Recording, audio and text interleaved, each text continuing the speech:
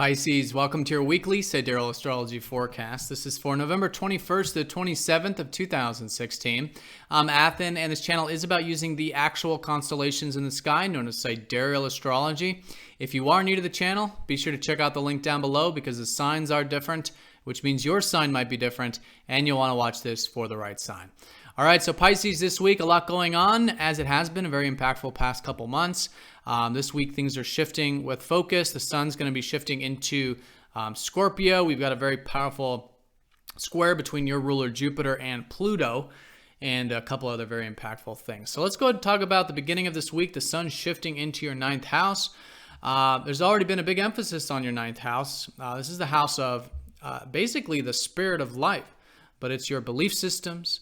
It's things that you could be doing involving adventure or travel or expanding your horizons, but it could also be internal expansion, such as through philosophy, higher learning, university studies for some of you, and spirituality and those types of matters. So whatever that's been, you've likely been taking this stuff seriously, or there's been this healthy limitation of being patient and present and persistent with this stuff, hopefully, which has been Saturn in your ninth house, and understanding that this stuff does take time. And it's putting a more serious connotation on this otherwise very inspiring side to life. But the sun coming up into this area is very energetic. It's very much about casting that light and that conscious energy into this inspiring house. And so I think it'll lift it up in that sense. I think it's fundamentally a great way for you to focus your attention.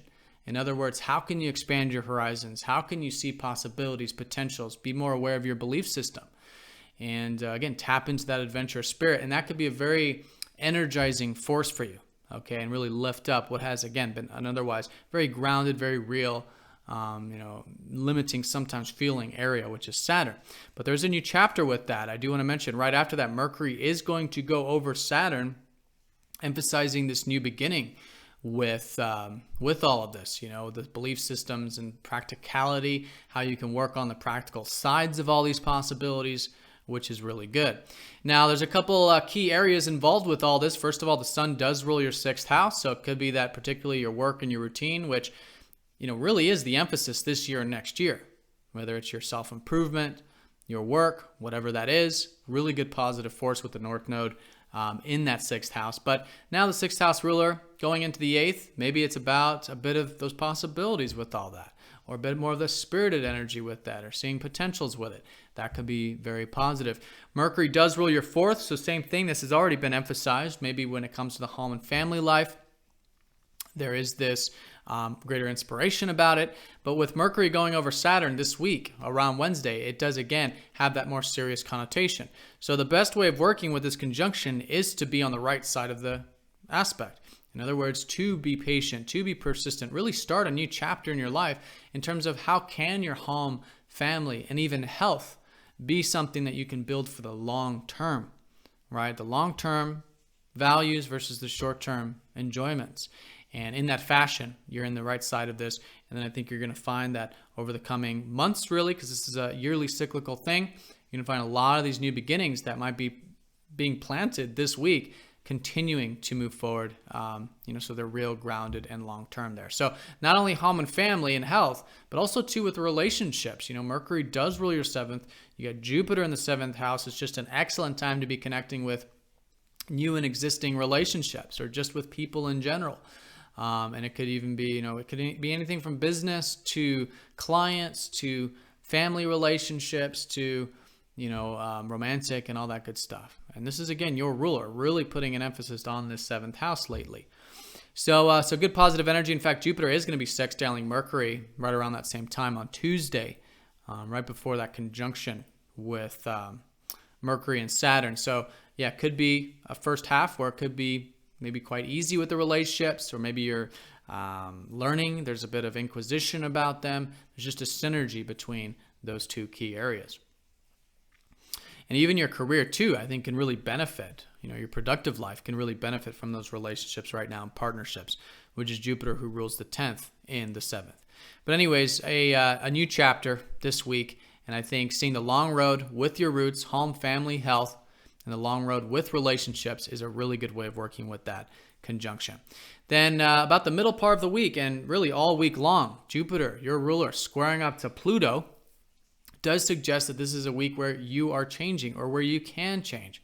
I mean, I think you're going to change no matter what, but with the square, it's really good to initiate that change and to challenge yourself with change. And what I mean by that is with all of this stuff unfolding and more of the interpersonal side to life, it is good to see that not only, yes, there's potentials and all that, but to really get the most out of it, so to speak, and for yourself and for your relationships, it is requiring, I think, this bit of deeper connection with you, basically a deeper connection you have with yourself fundamentally. And then of course with life and with relationships. But it starts with self. It starts from stripping away all of the fears that have been preventing you from seeing the change that maybe you do want to see with the relationships, maybe even with that career.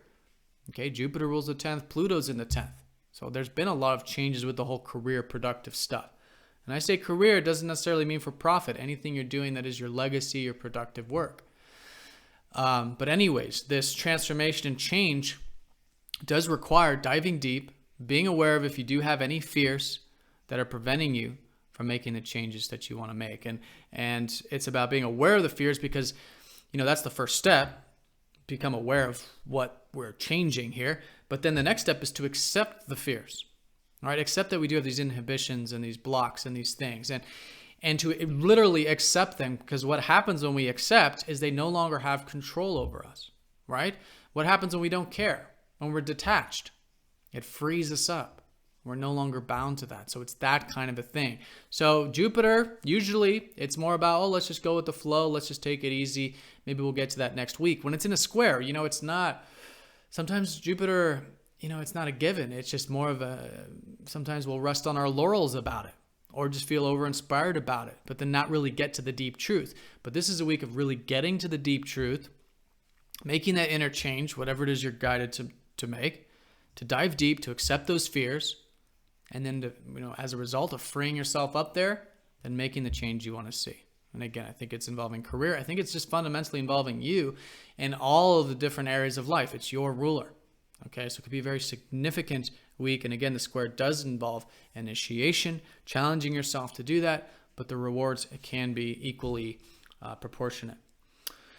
All right, so that's the square there. Then right after that, Venus actually goes over Pluto on Friday. And so continuous changes there, Thursday, Friday. Here, though, is that Venus has actually been lifting things up a bit on the career front. Maybe there's been more relationships there in the productive life. Maybe you're getting more mental, more inquisitive. Venus is your third house ruler. Maybe you're thinking about the career. You're getting into the practical sides of it. Or there's just more, mental or communicative energy there, which is good. That can be a positive force.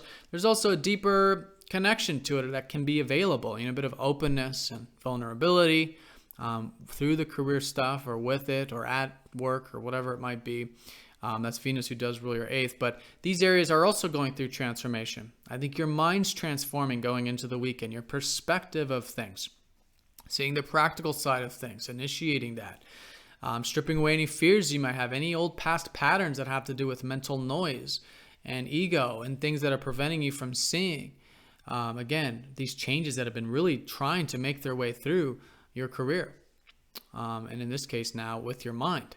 And then with the 8th house, really good time to strip away the fears so you can connect to what truly matters in life. Have that open connection with life. And again, it's all in this area of the, productive stuff or the public image or just, your role in society or whatever this 10th house is for you particularly. All right, so that's the conjunction there. And then right after that, as we go into the weekend, there's a very freeing energy. Mercury does trine up to Uranus, squares Chiron, which is suggesting that there's always healing wherever there's change. And this is that you guys have been healing a lot. Chiron has recently gone into your sign this year. And so this is that it's so good to be seeing if there's any wounds about who you are, about your independence, about your goals, about moving things forward, about your values and pursuing these matters.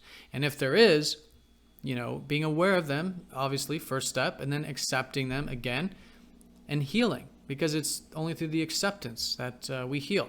If you look at counselors, psychology, and all this, we have to accept that we have these wounds.